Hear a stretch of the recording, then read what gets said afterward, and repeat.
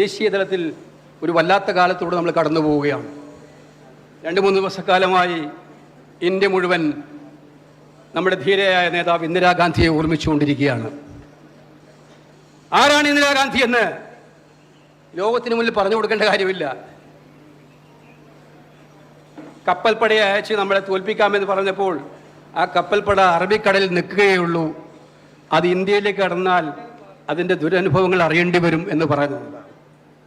4000 മൈലുകൾക്കകലെയുള്ള ഏതെങ്കിലും രാജ്യം പറയുന്ന ഉപദേശങ്ങൾ കേൾക്കാനല്ല ഇന്ത്യയുടെ നയതന്ത്രവും ഇന്ത്യയുടെ ആഭ്യന്തര സുരക്ഷിതത്വവും എന്ന് ഉറച്ച നിലപാടെടുത്ത പ്രധാനമന്ത്രി ഇന്ന് പഹൽഗാമിലുണ്ടായ അതീവ ഗുരുതരമായിട്ടുള്ള സാഹചര്യങ്ങൾ നമുക്കെല്ലാവർക്കും പറയാം. നമുക്ക് വേദനയുണ്ട്, ദുരന്തമുണ്ട്. നമ്മുടെ കേരളത്തിലെ ഒരു സഹപ്രവർത്തകൻ പോലും ജീവൻ ബലിയർപ്പിക്കേണ്ടി വന്ന ദുരന്തമാണ്.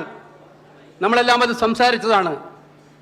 അവിടെ നമ്മുടെ സൈന്യം ശക്തമായി നടത്തിയ പോരാട്ടങ്ങളെല്ലാം ഞാൻ ബഹുമാനിക്കുന്നു. കോൺഗ്രസും ഇന്ത്യയിലെ പ്രതിപക്ഷങ്ങളും ഒറ്റക്കെട്ടായി ഗവൺമെന്റ് മുന്നിൽ നിന്നു. 2 സർവകക്ഷി യോഗങ്ങളിലും കോൺഗ്രസ് ശക്തമായ നിലപാടെടുത്തു. രാജ്യത്തിന്റെ കൂടെയാണ്, സൈന്യത്തിന്റെ കൂടെയാണ് ഇന്ത്യയിലെ കോൺഗ്രസ്, ഇന്ത്യയിലെ ഇന്ത്യ മുന്നണി. എല്ലാ പിന്തുണയും കൊടുത്തു, എല്ലാം മുന്നോട്ട് പോയി.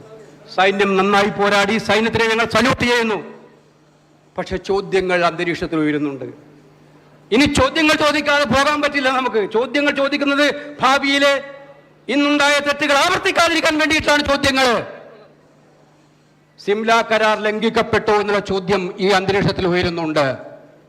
കാശ്മീരും ഇന്ത്യയും തമ്മിൽ കാശ്മീരിന് വേണ്ടി ഇന്ത്യയും പാകിസ്ഥാനും തർക്കമുണ്ടായാൽ അവിടെ 3-ാം കക്ഷിയുടെ ഇടപെടൽ ഉണ്ടാകില്ല എന്നുള്ള സിംല കരാർ ലംഘിച്ചോ? ഡൊണാൾഡ് ട്രംപ് എല്ലാ ദിവസവും പ്രസ്താവന ഇറക്കിക്കൊണ്ടേയിരിക്കുകയാണ്. അദ്ദേഹമാണ് ഈ പ്രശ്നത്തിൽ ഇടപെട്ടതെന്ന്. സർക്കാരിൻ്റെ ക്ലാരിഫിക്കേഷൻ ആവശ്യമുണ്ട്. നമ്മുടെ വിദേശ നയത്തിൽ ഉണ്ടായിട്ടുള്ള സാഹചര്യങ്ങൾ എങ്ങനെയാണ്? എന്തെങ്കിലും പാഴ്ചകൾ ഉണ്ടായിട്ടുണ്ടോ? ആവശ്യമുണ്ട്. അതിന് അടിയന്തരമായിട്ടും ഇന്ത്യൻ പാർലമെന്റ് വിളിച്ചു കൂട്ടണം എന്നുള്ളതാണ് കോൺഗ്രസ് പാർട്ടി ഇന്ത്യയുടെ പ്രധാനമന്ത്രിയോട് ആവശ്യപ്പെട്ടിരിക്കുന്നത്. ഈ കാര്യങ്ങൾ വസ്തുനിഷ്ഠമായിട്ട് ആരെയും കുറ്റപ്പെടുത്താനും വിചാരണ ചെയ്യാനുമല്ല.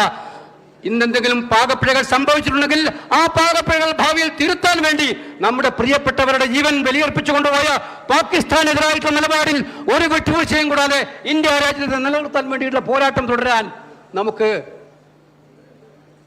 ഈ ചോദ്യങ്ങൾക്ക് ഉത്തരം കിട്ടിയേ മതിയാകൂ. അത് നമ്മൾ ചോദിക്കും. അതുകൊണ്ട് ഈ പ്രധാനപ്പെട്ട കാലഘട്ടത്തിൽ ദേശസുരക്ഷയ്ക്ക് വേണ്ടി നിൽക്കുന്നത് നമ്മുടെ ഏറ്റവും വലിയ ശീലമാണ്. അത് നമ്മൾ ഉറക്കെ പിടിക്കുന്നു.